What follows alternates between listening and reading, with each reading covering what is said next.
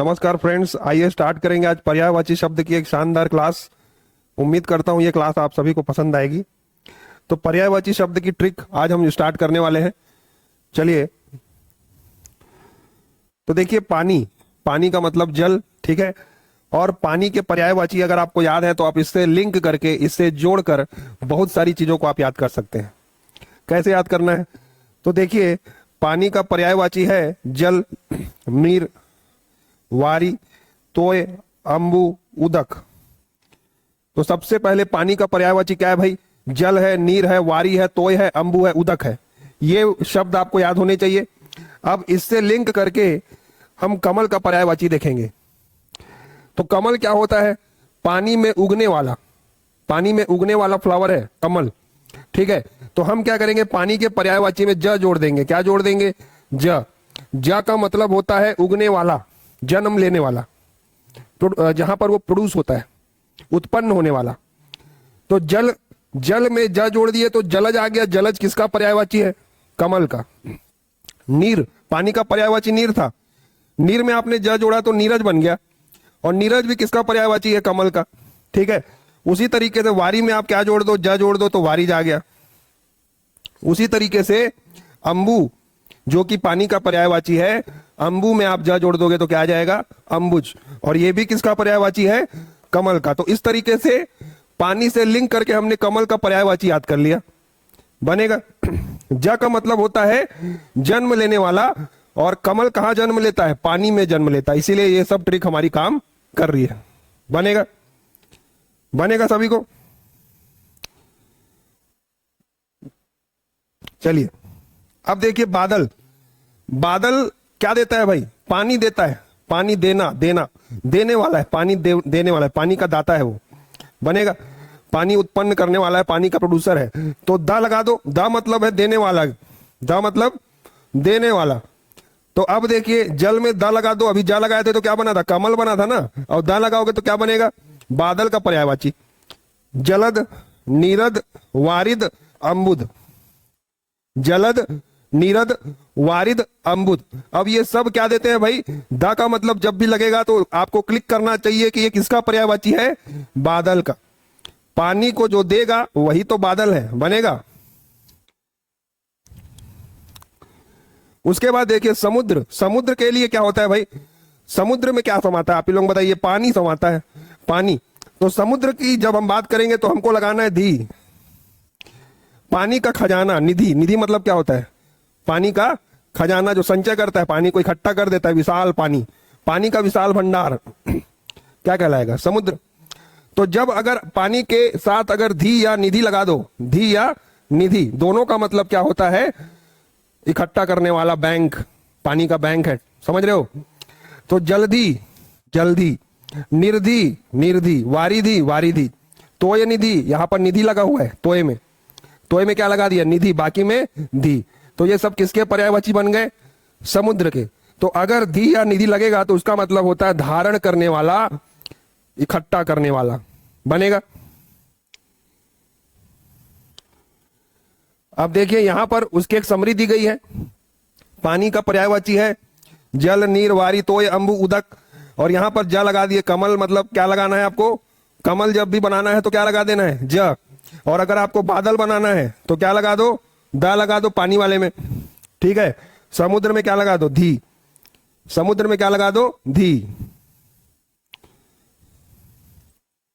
अब देखो भाई, अब उसी तरीके से हम कुछ और चीजों को डील करेंगे यहां पर।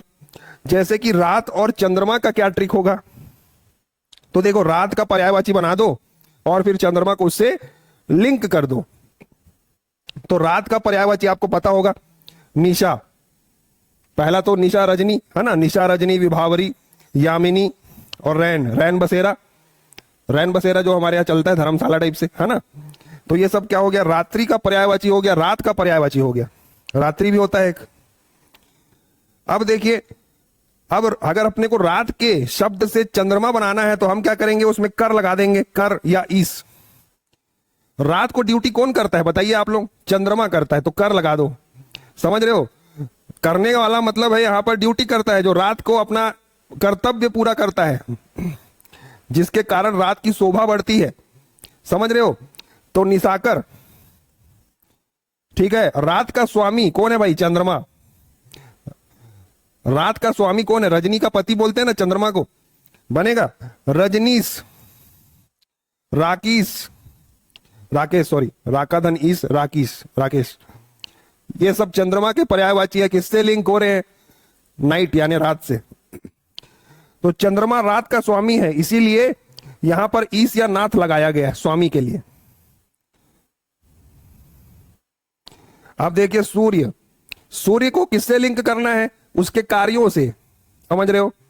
अब बताओ सूर्य का रोल क्या होता है? सूर्य के कारण ही दिन की शुरुआत होती है। सूर्य के कारण क्या होती है? दिन की शुरुआत, दिन को उत्पन्न करने वाला है। तो देखिए दिन कर मतलब क्या होता है? दिन को प्रोड्यूस करने वाला बनेगा। दिवाकर दिवस को प्रोड्यूस करने वाला, दिन दिवस एक ही मतलब है, ठीक है। भास्कर, रवि, भानु, अर्क, मार्तंड। तो जो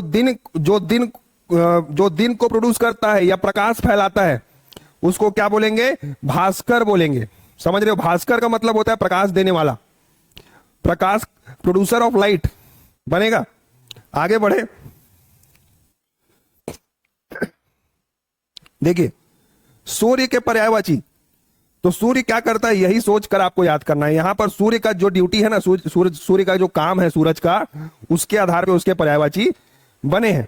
जैसे कि रवि, रवि का मतलब क्या होता है? चमकने वाला, चमकीला बनेगा। तो सूरज हमेशा चमकता है, इसलिए सूरज का नाम क्या है? रवि। भानु, भानु का मतलब प्रकाश देने वाला, ठीक है। दिवाकर मतलब होता है दिन बनाने वाला, दिवस बनाने वाला बनेगा। दिनकर मतलब होता है दिन करने वाला, दिन में जो ड्यूटी करेगा उसके नाम से दिनकर नाम पड़ा है। दिन में किसकी ड्यूटी होती है? सूर्य की, इसलिए दिनकर। दिवाकर मतलब दिन की शुरुआत करने वाला, सूरज, तो ये दिवाकर नाम बनेगा। भास्कर प्रकाश करने वाला, प्रकाश फैलाने वाला, भास्कर। आ रहा है समझ में? तो याद रखिए ये जितने भी पर्यायवाची हैं सूरज के, वो उसकी ड्यूटी, उसके कर्तव्य पर आधारित है, बनेगा। अब देखिए चंद्रमा की पर्यायवाची ट्रिक। चंद्रमा अभी बताया था मैं, चंद्रमा क्या करता है? रात में चमकता है। शशि, चंद्रमा का पर्यायवाची शशि है। शशि आप लोग सुने होंगे। अब ये जो शशि है, शशि का मतलब क्या होता है? खरगोश की आकृति। शशि का मतलब क्या होता है? खरगोश की आकृति। तो चंद्रमा का नाम शशि क्यों रखा गया है? क्योंकि चंद्रमा में माना जाता है कि चंद्रमा की जो आकृति है उसमें खरगोश दिखाई देता है, बनेगा। ये रियल बात बता रहा हूं मैं। चंद्रमा की जो पिक्चर है उसमें खरगोश जैसी आकृति दिखाई देती है, इसीलिए चंद्रमा का नाम क्या रखा गया? शशि। देखिए लिखा भी हुआ है। इंदु, इंदु मतलब होता है चमकने वाला, चमकीला बनेगा। सुधाकर, सुधाकर मतलब होता है अमृत देने वाला, और निशाकर मतलब होता है रात को ड्यूटी करने वाला, रात बनाने वाला। क्लियर है सभी को? अब बात करते हैं पृथ्वी की। अब बात करते हैं हम पृथ्वी, इसका नोट्स आप लोगों को मिल जाएगा, ठीक है। तो पृथ्वी की हम बात करते हैं तो पृथ्वी का मतलब होता है धारण करने वाली। क्या होती है? एडॉप्ट करने वाली, धारण करने वाली। तो सबको जो धारण कर लेती है, सबको अपने में समा लेती है, उसको पृथ्वी बोलते हैं। क्या बोलते हैं उसको? पृथ्वी। तो देखिए धरा, धरती, वसुंधरा, भूमि, वसुधा, अचला, जो चल नहीं सकती, वसुधा, भूमि, वसुंधरा, धरा, धरती, सब किसके पर्यायवाची हैं? पृथ्वी के। और सबका मतलब क्या होता है? धारण करने वाली। ऐसी चीज जो आपको धारण करती है, एक्सेप्ट करती है, उसको पृथ्वी बोलते हैं, बनेगा। अब देखिए पृथ्वी से ही बनेगा पहाड़। पृथ्वी से क्या बनेगा? अब देखो भाई, पृथ्वी सबको धारण करती है, हम सबको। अब पृथ्वी को धारण कौन करता है? पहाड़, अकॉर्डिंग टू द पर्यायवाची, बनेगा। तो पृथ्वी को धारण करने वाली जगह कौन सी है? पहाड़ है, पर्वत है, बनेगा। तो पृथ्वी के शब्दों के पीछे क्या लगा दो? धर, भूधर। भूधर मतलब क्या होता है? जमीन को धारण करने वाला, भू को धारण करने वाला। महीधर, मही मतलब पृथ्वी, महीधर, महीधर मतलब वही सेम मीनिंग है, बनेगा। पहाड़ के अन्य पर्यायवाची गिरी, नग, अद्री। धर मतलब होता है धारण करने वाला, तो पहाड़ पृथ्वी को धारण करता है। पहाड़ की जो डेफिनेशन है वो क्या है? पृथ्वी को धारण करने वाली चीज है पहाड़, बनेगा। तो देखिए पृथ्वी के पर्यायवाची अभी बताया था मैं, धरा धरती वसुंधरा, इसका मीनिंग बताया गया, सबको धारण करने वाला, सबको संभालने वाला, धन देने वाली वसुंधरा जो आपको धन धन धन धान्य देती है ना। भूमि जमीन जो सबको संभालती है और धन धान्य देती है, वो क्या है, इसीलिए पृथ्वी को मां की संज्ञा दी गई है। बनेगा। जंगल, जंगल के पर्यायवाची, ठीक है। अब देखो जंगल के पर्यायवाची क्या है भाई, वन है, कानन, हमारे छत्तीसगढ़ में कानन पंडारी है, वन के नाम से रखा गया है उसका नाम। अरण्य, ठीक है, दंड का अरण्य हमारे छत्तीसगढ़ में है, दंडक का अरण्य बोलते, दंडक एक राजा था वहां का। विपिन और अटवी। अब आ के पर्यायवाची क्या है, अग्नि, पावक, अनल, दहन, हुतासन। अनल और अनिल दोनों में अंतर है। अनल मतलब क्या होता है, आग। अनल मतलब क्या होता है, आग। नल मतलब पानी, पानी आग को बुझा देता है ना, तो अनल मतलब क्या हो गया, आग। और अनिल मतलब क्या हो गया, हवा, निरंतर बहने वाली चीज, क्या कहलाएगी, अनिल। अनल मतलब आग और अनिल मतलब हो गया हवा। तो अनिल कभी रुकती नहीं है, समझ रहे हो, अनिल कभी भी रुकती नहीं है, नॉन स्टॉपेबल है, हवा निरंतर बहती रहती है। बनेगा। अब देखिए पक्षी और आकाश, पक्षी के पर्यायवाची क्या है भाई, खग, विहग, पखेरु, नभचर, द्विज। चर मतलब होता है चलने वाली चीज, गतिमान चीज, ठीक है। तो नभचर मतलब होगा जो आकाश में चलता है, वो क्या है भाई, पक्षी है, नभ में उड़ने वाला पक्षी, है ना। वायु के पर्यायवाची, देखिए वायु आपको पता होगा, मारुति नंदन बोलते हैं, मारुत, मारुत जो है हनुमान जी के पिताजी हैं। बनेगा। मारुति नंदन उनके राज दुलारे हैं। मारुत, हवा, पवन, समीर, सलमान खान की पिक्चर में उसको बोलते हैं ना, समीर हवा का झोंका। बनेगा। तो समीर क्या है भाई, हवा है ना। तो पवन का मतलब हवा, समीर मतलब ठंडी हवा, है ना। अनिल मतलब हवा, मारुत मतलब हवा, तो सभी का मतलब हवा है और समीर का मतलब ठंडी हवा है। बनेगा। जल के पर्यायवाची अभी बताया था, नीर, वारी, तोय, है ना। तो पर्यायवाची शब्दों को रटने की जगह पे आप उसको समझने पे ध्यान देंगे तो ये चीजें आसान हो जाएंगी। हालांकि मैं आपको बताना चाहता हूं भाई, मैं पर्यायवाची का कोई एक्सपर्ट नहीं हूं, लेकिन मैं जो एक छोटा सा प्रयास है आप लोगों के सामने कुछ चीजों को सरल करने का, बस वही कर रहा हूं। तो पुत्री और पुत्र है, पुत्री में सूता आता है, पुत्री को क्या बोलते हैं, सूता, और पुत्र में क्या आएगा, सूत आता है। जब एक शब्द याद हो तो उससे जुड़े शब्द खुद ब खुद आपको हिंट करते हैं, आपको फोकस करते हैं। बनेगा। बस याद रखो कि हर शब्द का एक अर्थ होता है, उसी से आपको उसको पहचानना है। जो प्रकाश देगा सूरज है, जो रात में चमकेगा वो चंद्रमा है, जो सबको संभालेगी वो पृथ्वी है, जो जीवन देगा वो जल है, और जो चलेगा, जो गतिमान रहेगा वही वायु है।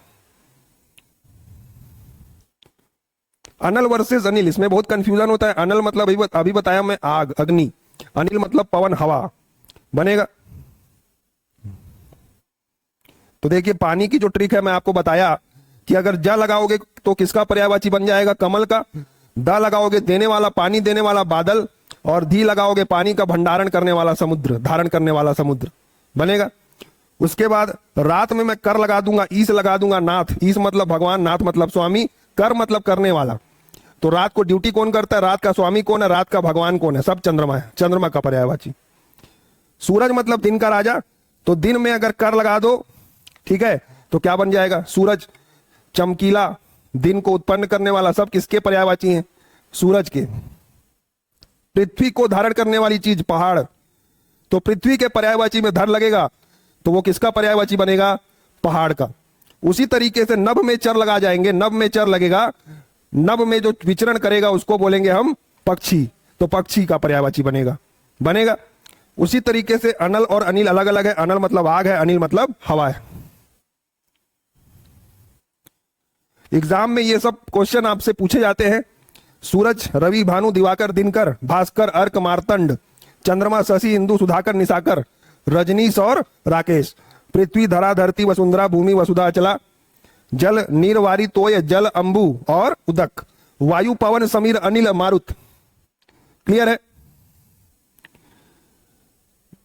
तो याद रखिए पर्यायवाची में अगर आपको मास्टर बनना है तो आपको रटने से ज्यादा समझने पर फोकस करना है। इसके बाद एक लेक्चर और लाऊंगा पर्यायवाची का, और उम्मीद करता हूं कि उसके बाद आपको पर्यायवाची में कोई दिक्कत नहीं आएगी। तो ठीक है, धन्यवाद सभी को। अपना फीडबैक जरूर दें। नोट्स लिंक में आपको मिल जाएगा फ्री डाउनलोड के लिए, आप लिंक पर क्लिक करें। धन्यवाद।